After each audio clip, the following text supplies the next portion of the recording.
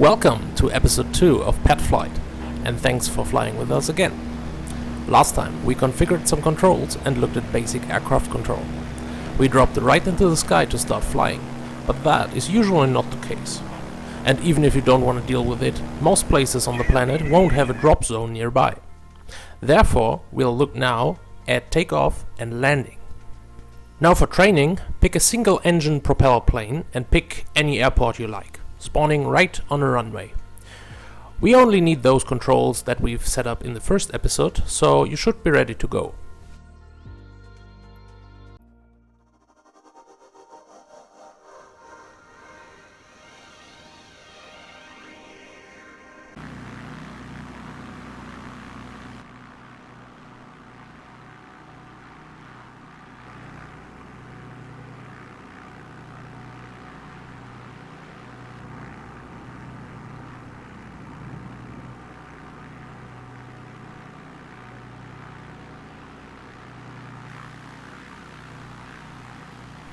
Here we are, engines running and ready to go.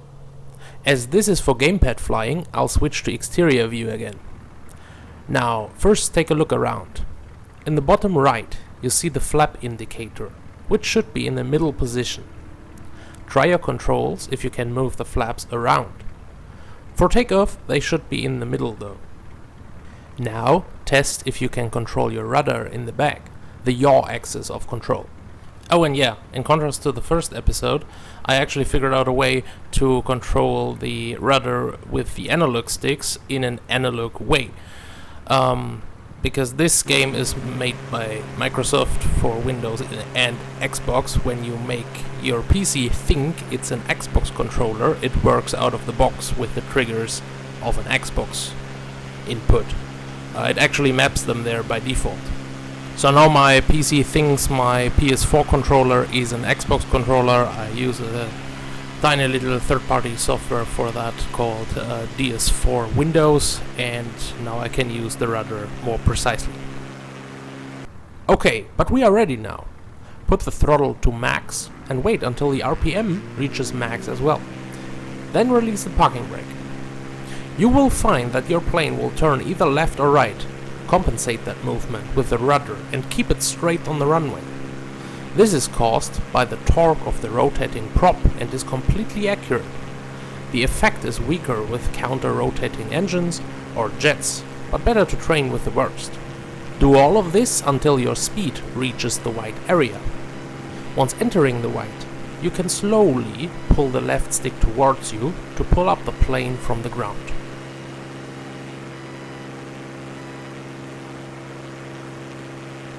Voila, you've done a takeoff. Raise your gear, and once the speed is in the green zone, raise the flaps as well. Yay, we are flying!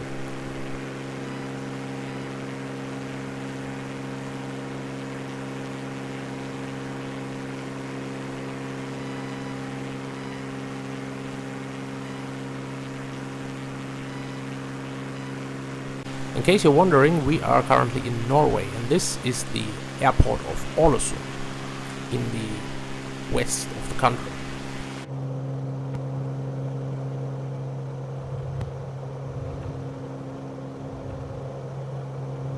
Photo Center Beechcraft Alpha Sierra X-Ray Golf is type Beechcraft B36 2 miles southwest of Vigra. Request flight following.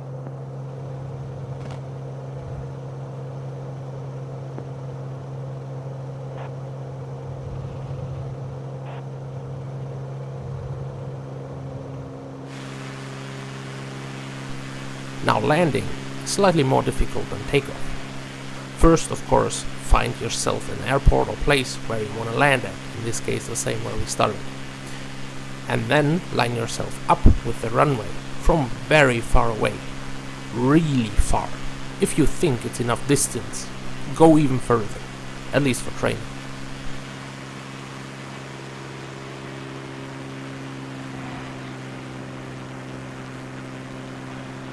Now once you lined up, reduce the throttle, but stay in the green area of speed.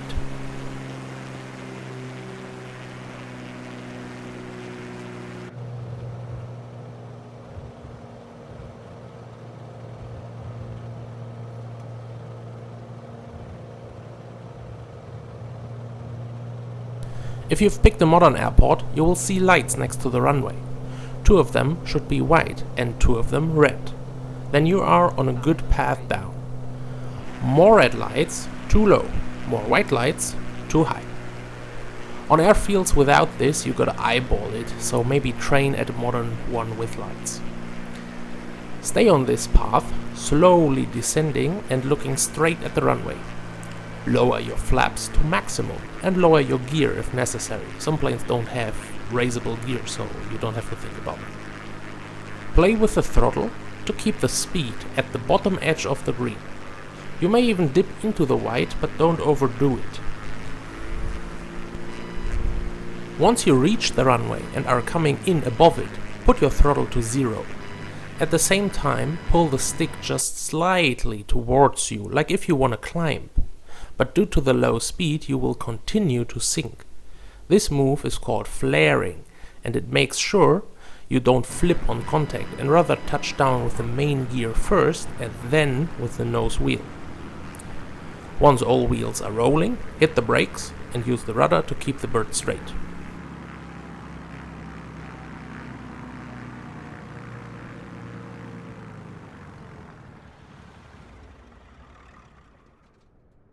Congrats, you've landed.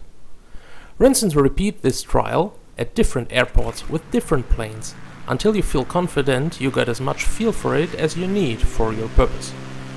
Also, when you land it, you can taxi to some parking area and request services with the overhead menu, like refueling the craft.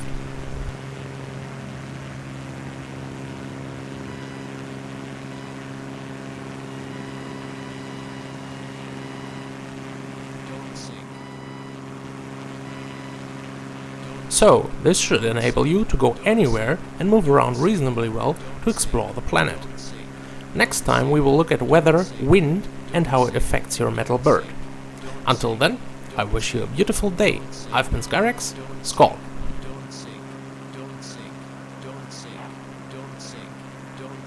Beechcraft Sierra X-ray Golf radar contact 1 mile east of Vicra 400 feet. Altimeter 29.2. Copy Beechcraft Sierra X-ray